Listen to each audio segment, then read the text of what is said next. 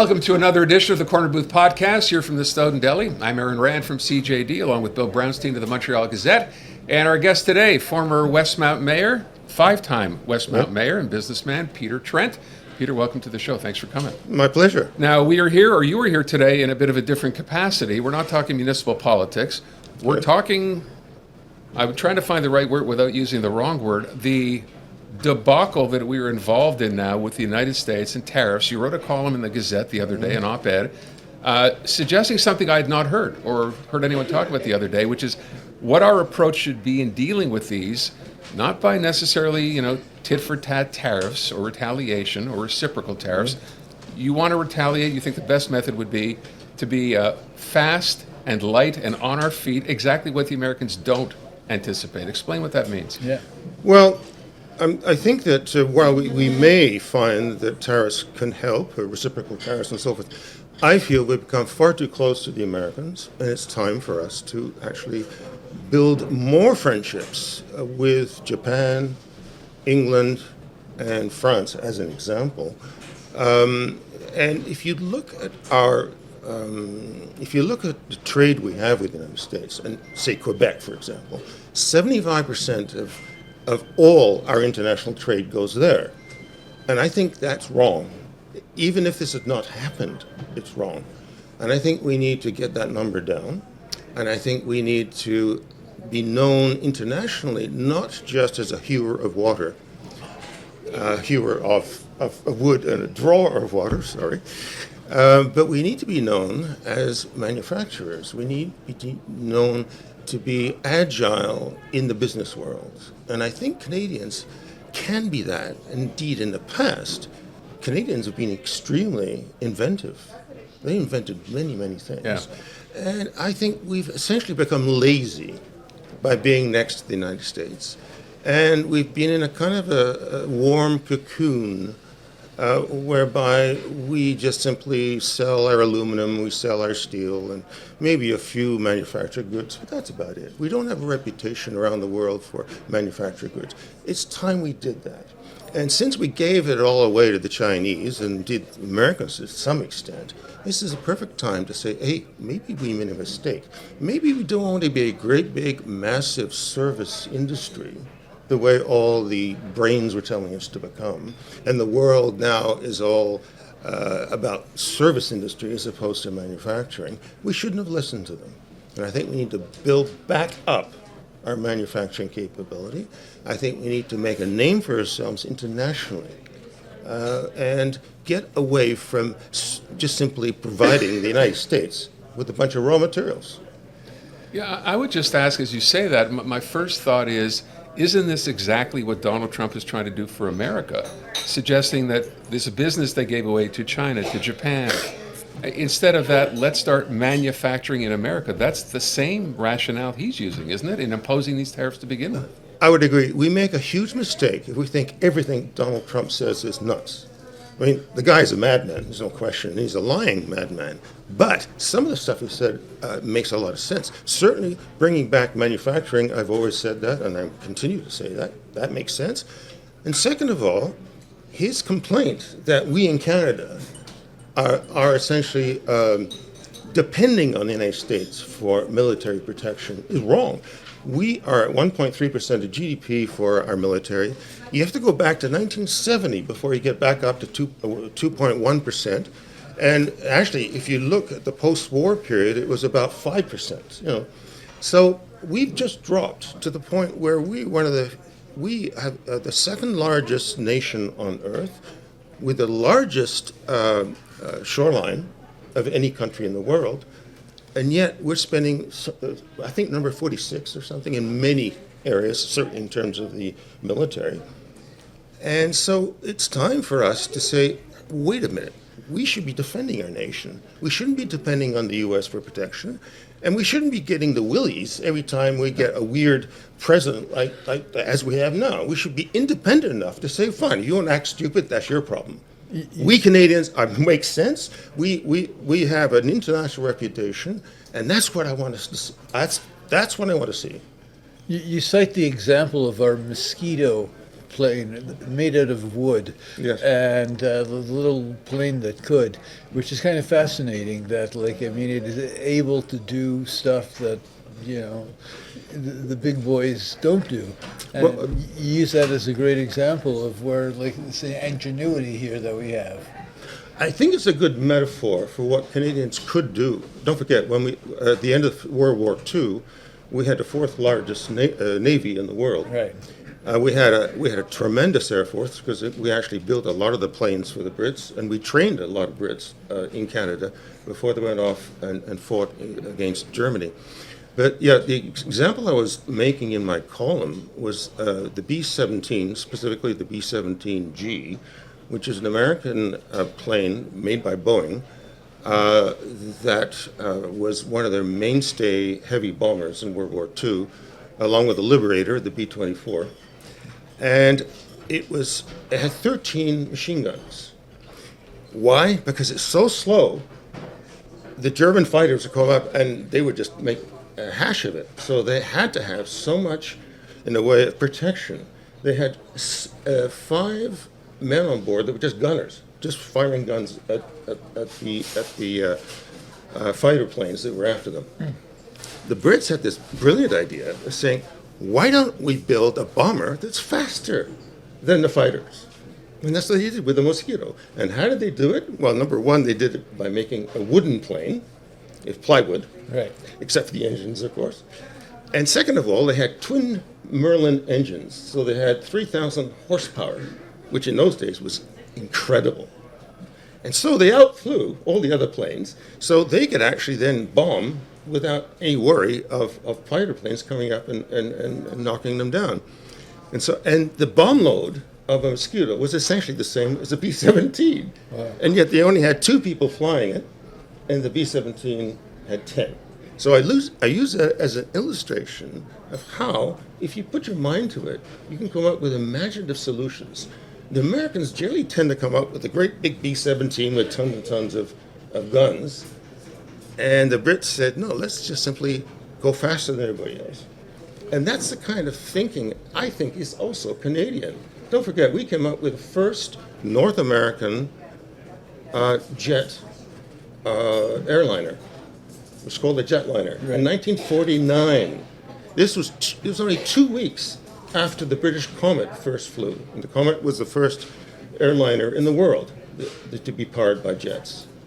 So Canada has this wonderful background. Don't forget the Avro Arrow. I mean, we had all these wonderful things that were happening in Canada, and we let them go because we got dependent. We got lazy and dependent on just selling raw materials as opposed to inventing things. And I say, let's go back to where we were. We're now 40 million. We're no small fry. We're bigger than Russia in terms of GDP. And we're certainly an equivalent to many other countries in the world. So instead of looking south, let's look east and west. And if the United States wants to go bankrupt and crazy, fine. We should not be dependent on them and worry about it. That's my attitude towards girding our loins, shall we say. So if I can use that metaphor, right, about how we did it differently, we did it better. It seems to me part of the issue now, Peter, is that we're affected already, right? This has only been in place for a week or so. We're already hearing about jobs being lost, businesses being worried about laying off employees. Even if we were to go ahead and do what you're suggesting, though, it can happen in a week or a month. It's going to take time. What happens in the interim? What do we do when these jobs are now starting to leave Canada? I think in any planning, whether it's business or politics, you have to think in terms of decades. No change occurs overnight. This is the trouble with Musk and his Doge nonsense, that he's going to go in there, clean up house in the entire U.S. government within 6 months. That's ridiculous. If you're going to make any changes of that nature, they have to be over years and years. So, but you have to start somewhere. And you start with a goal. And if whoever becomes our next prime minister has as an ultimate goal, it may take 5, 10, 15 years, for Canada to become more independent of the United States, militarily, culturally, economically, that would be, to me, the kind of goal that would actually fire up Canadians. Have you ever seen Canadians so fired up, and as you've seen in the last couple of weeks? Now, quiet Canadians. Who would have believed that we could get so excited? Yeah. And I think it's genuine. And so for once, our 40 million people are starting to come together.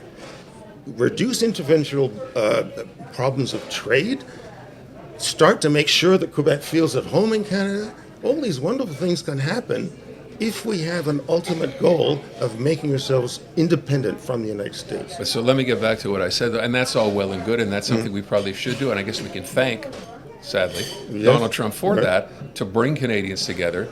But there is going to be short-term pain. As I said, that's already starting to happen. So the suggestion is be prepared to weather that pain. It's not going away anytime soon. We had short-term pain during World War II.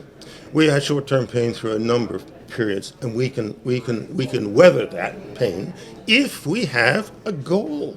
That's the whole point. Humans can do incredible things if they really have an ultimate goal. They really know where we're going. And this is the trouble with Trump, because his goals change every day. And so that doesn't work. What you need is leadership with a goal that we all buy into, as opposed to Trump forcing it on people. Trump is a terrible leader. He does not even understand leadership. He's never been in the military. I mean, I can go on and on and on. It's absurd that he actually is running the United States for the second time in a row. That's crazy. But if you have a goal that everybody buys into, and don't forget, Pierre Trudeau had a goal of bilingualism. Well, for a while, it did actually work. It galvanized Canadians sea to sea after Expo 67.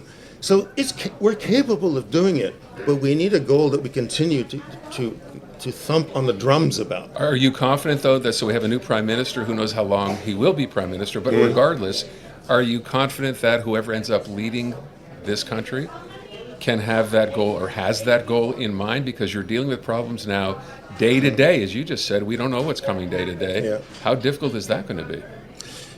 Well, I would say this, that the biggest problem facing both the United States and Canada is, believe it or not, a lack of confidence in government.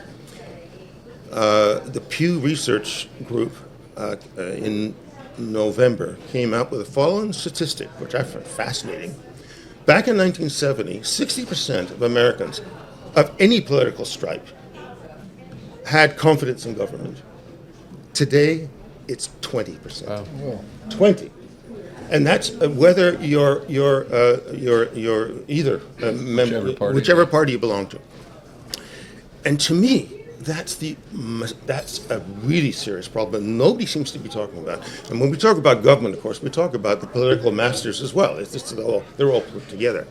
And what's happening is we're going from a rational electorate to a religious electorate. We're religious in the sense that we think that people like Donald Trump can solve our problems miraculously.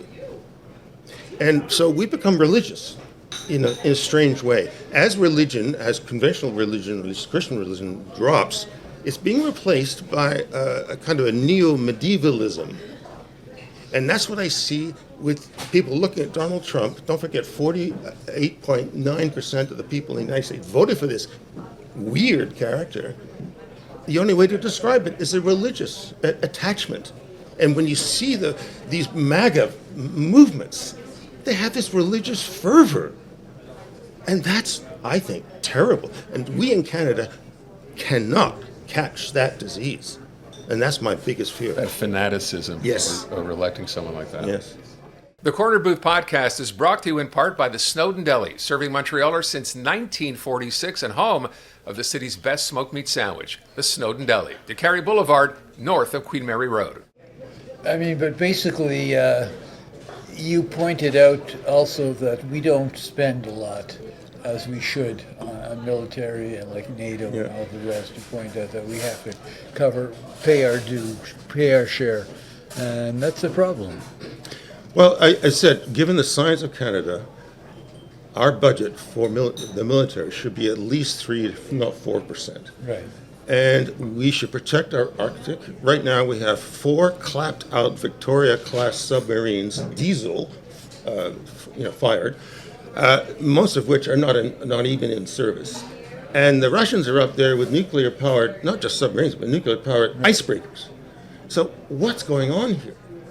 We're so exposed. So the first thing we need to do is secure our Arctic. And it's not just the Russians, the Chinese have taken an interest in it too. And there's more Americans up there than Canadians. This is crazy. Yeah. So that number one area where we're very vulnerable is there. And it's not just submarines.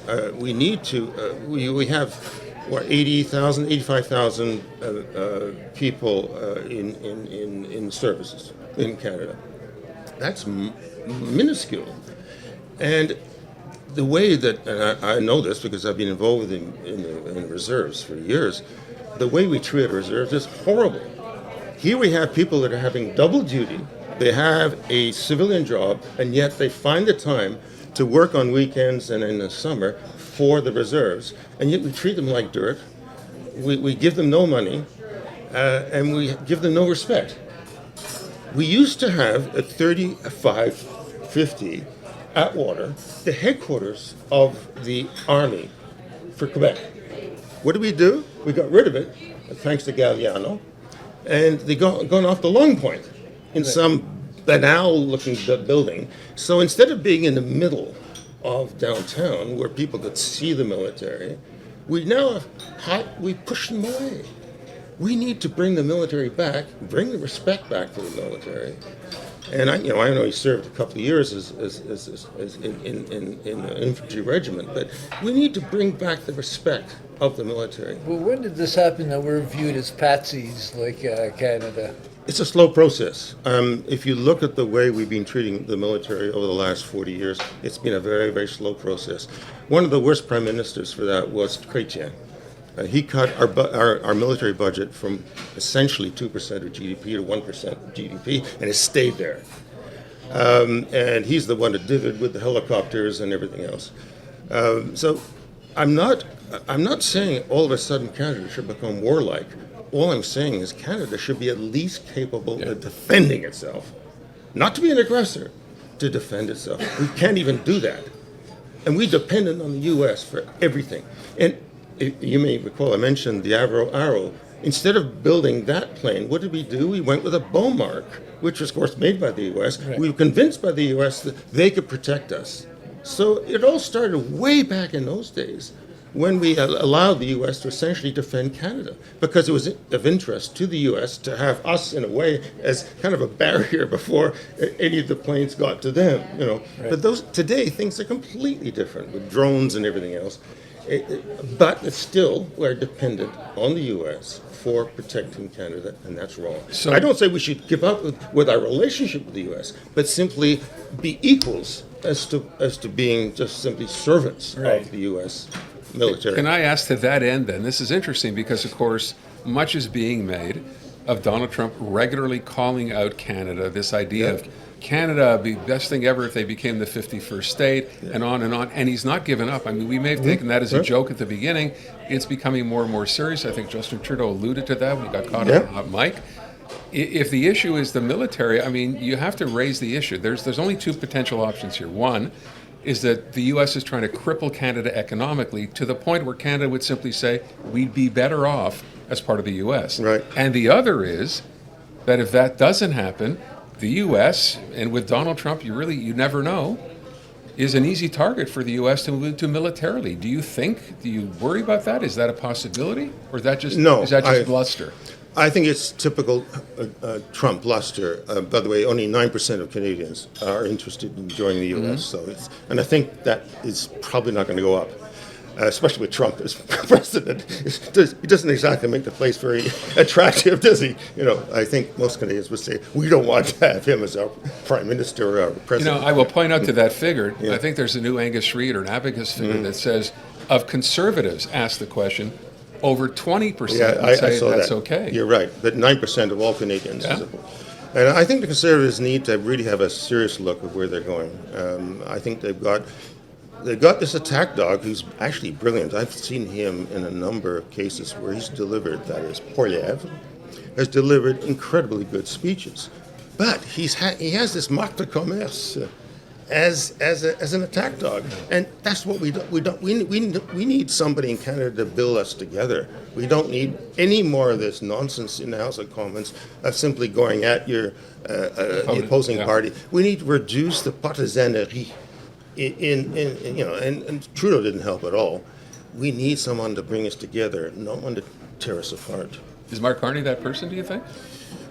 Well, the time will tell. I mean, he's certainly got the rights to do it. He's got the intelligence. But what people don't understand is that you can deal with politicians all your life the way he has, but you have to be one to really understand how things really are. Yeah. I'm not saying, therefore, to ape politicians and therefore be, say, another populist. I'm not suggesting that at all. But people don't understand how difficult it is to be a politician. They have no idea how hard it can be to have, you have to have a very thick carapace to defend yourself against the slings and arrows of outraged citizens. And the trouble with a thick carapace, it works both ways. You're less sensitive to the very citizens who are fighting you. And so you need a sort of a blend of being sensitive to citizens without having it get to you.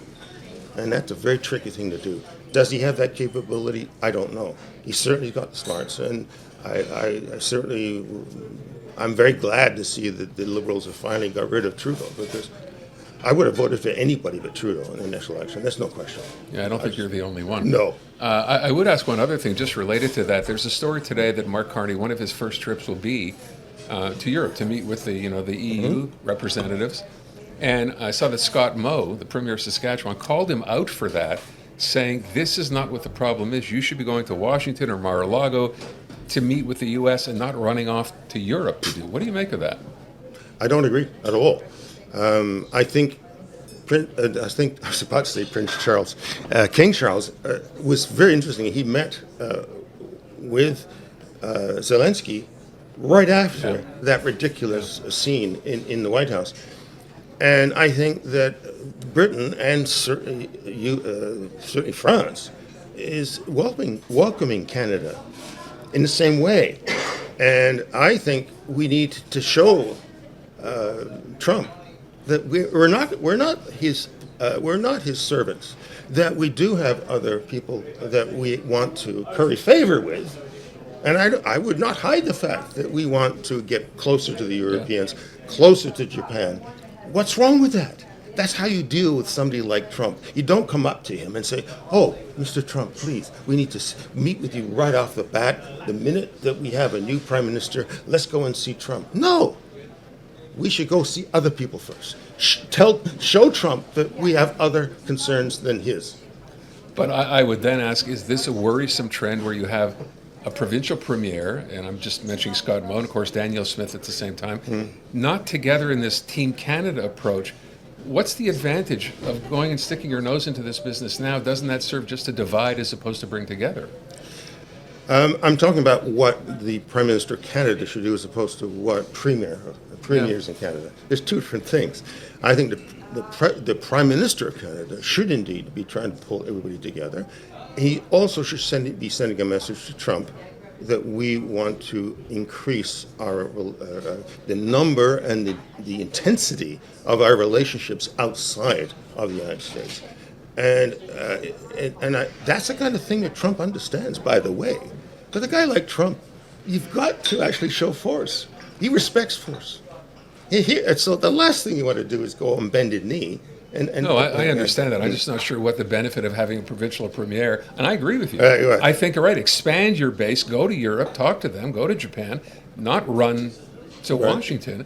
But it just serves to take away from a unified effort when you say, when you inject yourself into that conversation.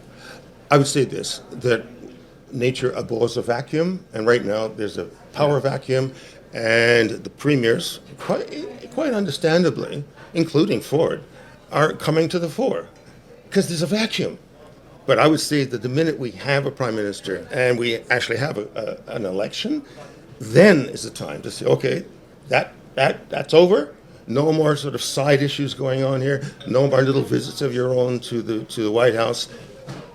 We are running this show, and that's the way it should be done.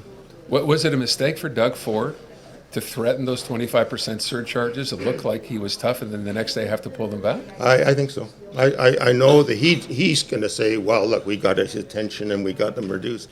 No, because then that just simply means that you're playing his game, and Canada should not be playing his game. So, no, I think overall, if that had been done by the Prime Minister and it's part of an overall strategy, possibly. But after all, he's only a premier of one of our provinces. That's not a good idea. He's just some guy in Ontario. Well, I know. Well, Yeah. I think we've got to pull together. We just don't want to have any of these, have people setting up their own little relationships with the White House. That's crazy. You can't run a country like that. How do you see all this playing out? Elvis? How do you see all this playing out? All this. Okay, sorry. Elvis. Not Elvis. Elvis is still dead. Right. How do I see it playing out? How do I like to see it play out? I think certainly I've explained how I would like to see it play Right. out.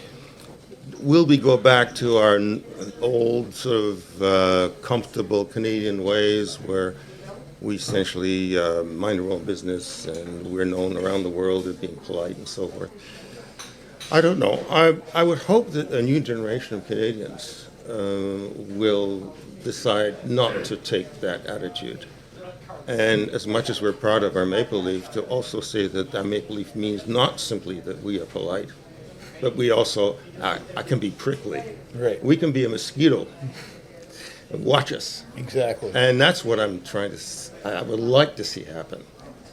Just as a last question, we have to wrap up. Yeah. The idea of what we've done so far, that first round of tariffs, $30 billion worth, is that the right approach? Because there's a next round set to go. I guess it's April 2nd when we find out what the U.S. is going to do. Is that, do you believe, the right approach so far from Canada?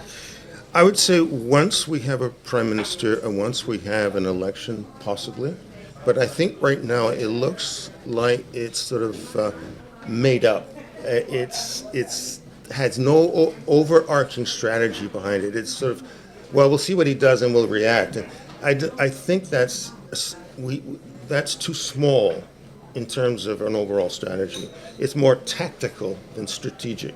We need to get our election over with, have a prime minister in power, and then look at the strategic issues as opposed to tactical issues. So we basically, if I can just say, you're saying, or alluding to the fact that we are suffering by virtue of the fact that we don't have a prime minister, a government, a parliament right now. That's hurting Canada. The price we paid for enduring Trudeau for 3 terms is incredible. Not just the military, but everything else. And I hope we can then regain some of the, not the power necessarily, but the nous, the sort of the spirit that we've seen in the last couple of weeks that Canadians are capable of. I mean, Canadians want to hear, they want to rally around something, not in a religious way, but in a rational way. And if there's anybody rational on this earth, in Canada at least, it is the new prime minister. So let's hope he has that talent of getting people to rally around him. And that's where we will leave it, Peter Trent. Thank you so much for joining us. Thanks, Peter. That wraps up another edition of the Corner Booth Podcast. We'll see you again soon.